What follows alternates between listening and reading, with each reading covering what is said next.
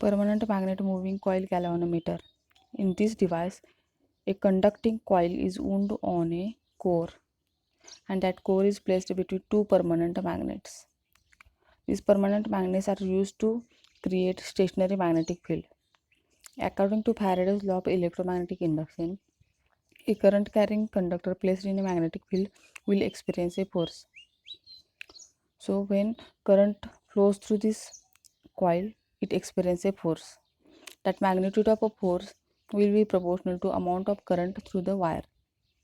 A pointer is attached at the end of wire and it is put along a scale. When torques, that is force, are balanced, the moving coil will stop and its angular deflection can be measured by the scale. So permanent magnetic moving coil galvanometer measure the current through a coil by observing coil's angular deflection in a uniform magnetic field.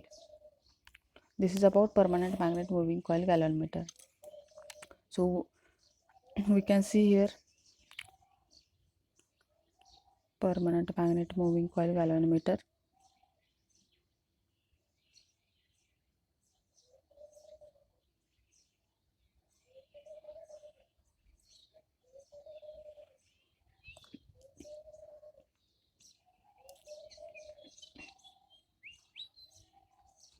Now analog ammeter. In permanent magnet moving galvanometer, the coil is used. So it is very small and light, due to which it can carry very small currents. Hence, it is necessary to modify the basic arrangement to get analog ammeter which can measure large currents. For the measurement of large currents, the major part of current is bypassed using a resistance called as a shunt. So in analog ammeter, there is a shunt resistance is used. That shunt resistance is connected in parallel with this basic meter. So this is a meter and to which a shunt resistance is connected parallel. The requirement of shunt: temperature coefficient of shunt and meter should be low and should be as equal as possible. Shunt resistance should be stable and constant with time. Shunt resistance should not carry currents which will cause excessive temperature rise. Type of material used to join the shunts should have low thermal dielectric voltage drop. Due to soldering, the values of resistance should not be changed. Solder when for connecting the RSH, that is a shunt resistance, in parallel with this meter, the shunt resistance is soldered here. So due to soldering, the values of resistance should not be changed. Okay, calculation of shunt resistance. Now here we can see Rm is a internal resistance of a coil. Im is a full scale deflection current, means current flowing through this meter. RSH shunt resistance, ISH shunt current. Now input current, here we can see input current is I. So we can write I as a ISH plus Im. I is divided between in two currents, that is shunt current and meter current. So we can write I equal to ISH plus Im. Now this meter and shunt resistance are parallel to each other, so voltage drop will be same.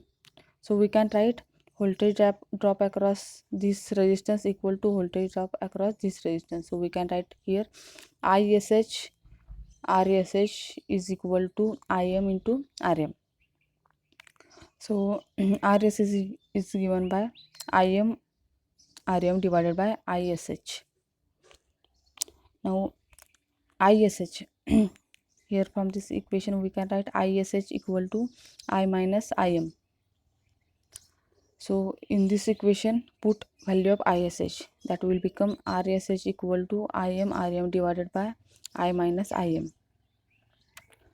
Now divide this equation numerator and denominator by Im. So this equation becomes Rm divided by m minus 1, where m equal to I minus Im. So M is called as a multiplying power of shunt and defined as a ratio of total current to the current through coil. So shunt resistance may consist of constant temperature resistance wire within the case of the meter, or it may be external shunt having low resistance. So thus, to increase the range of ammeter M times, the shunt resistance required is 1 divided by M minus 1. 1 divided by M minus 1 times the basic meter resistance. This is nothing but the extension of ranges of an ammeter. So here we have seen how to increase the range of ammeter by multiplying this meter resistance by 1 by M minus 1. So we can extend the range of ammeter in this way by using this formula. Now multi-range analog ammeter. Multi-range analog ammeter. The range of basic DC ammeter can be extended by using number of shunts and selector switch. By using number of shunts and selector switch called as a multi-range ammeter. So R1, R2, R3, R4 are 4 shunts. When connected in parallel with meter, they can give 4 different ranges I1, I2, I3 and I4. The selector switch is multi-position switch having the low contact resistance and high current carrying capacity. The multi-range ammeters are used for ranges up to 50 ampere. Now, while using the multi-range ammeter, first use the highest current range and then decrease the current range until the sufficient deflection is obtained.